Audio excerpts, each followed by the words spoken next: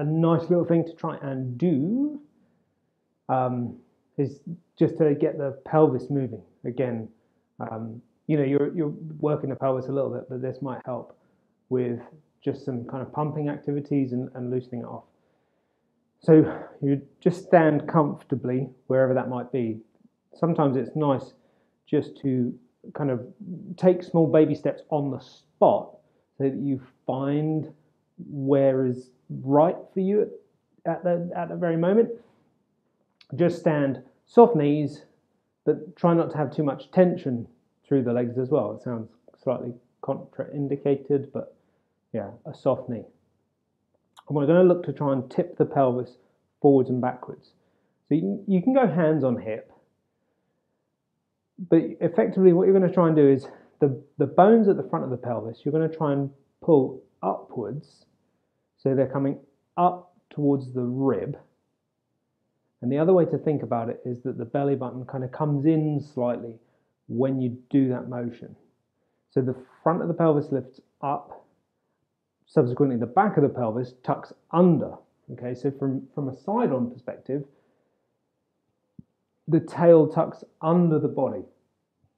If you still had a tail, it comes under through the legs. And then the opposite is also true. So then when we go in the opposite direction, we're trying to take the bones at the front down, which sees the bottom lift up. And again, now the tail would be wagging nice and high. So tail under, tail out, hips up at the front, down at the front. And so, like I say, it's quite nice to have your hands on your hips so you can feel that movement happening. It's easiest to do with soft knees, and it's not a big movement. I'm trying to exaggerate it so you can see it. It's not a big movement. We're trying not to move anything on the rib cage. So sometimes what can happen when it's a bit stiff, if you've had a fall or an injury, an impact, as you go through this, the body likes to get involved as well to try and exaggerate the movement, because the brain's kind of going, I hear what you're telling me, and I'll try and get there by moving. So the rib cage really shouldn't do anything. So it should just be on the pelvis. You're looking to move smoothly and slowly. So you're not looking to rush this.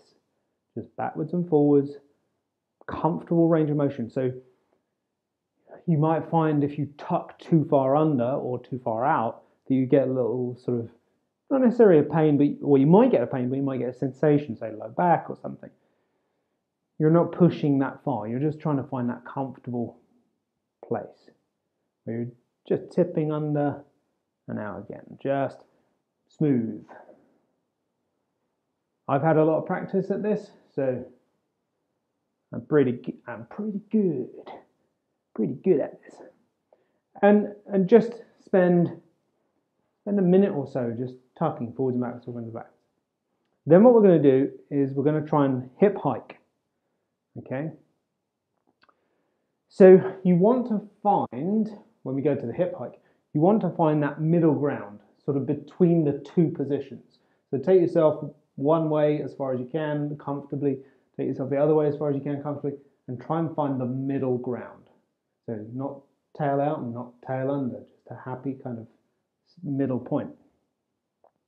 Then we're going to go hands on hips, and the best way to do this hip hike is you're going to bend one knee slightly, and when you bend that knee, the hip comes up towards the rib. So there's a shortening on my right side. So if I bend my left leg, keep my right leg straight, there's a shortening through the hip.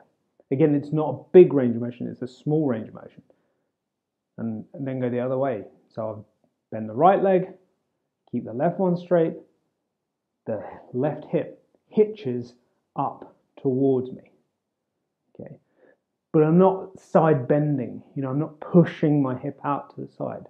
It's one knee bends, so left knee bends, right hip comes up. Other way, just gently. You're just going to try and gently go between those two positions. Again, Not too much tail out or tail under. If anything, you'd kind of err towards tail under slightly, but again, not aggressively. And just very gently work between those two positions. Again, the rib cage doesn't move. So you're trying to stay really square up the top and let the hip do the moving. So you really shouldn't feel the rib cage kind of moving anyway. Just pelvis. Left to right, nice and smooth, nice and gently. Don't force it. And again, you're just trying to get that movement happening. Once you've got that, you're then going to try and incorporate side to side, front to back in a circle. So you'd go tail under, hike to the side, so you bend the knee, which sends the hip around. You go all the way back around, so now the knees are having to do a little bit of bending and straightening as well. Roll round to the side, hiked on the other side, and then come to the front. Again, go nice and slowly. Tuck under, bend the left leg slightly, which brings the right hip up. Then I send it round the back, and as I come through that back position, tail out, both knees are bent. Then I'm going to go around to the other side. So I'm keeping the right knee bent now, straightening the left, which hikes the hip. Then I'm going to come round to the front, both knees bent again.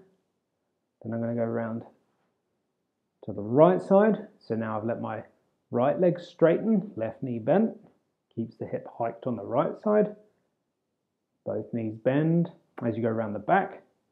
And so you're just looking to get that kind of nice, slow, controlled circle happening.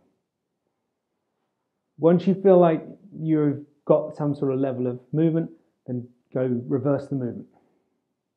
You might only do sort of half a dozen full circles, but it's a really nice way to move and mobilize the pelvis and the SI joint. So yeah, give that a little try.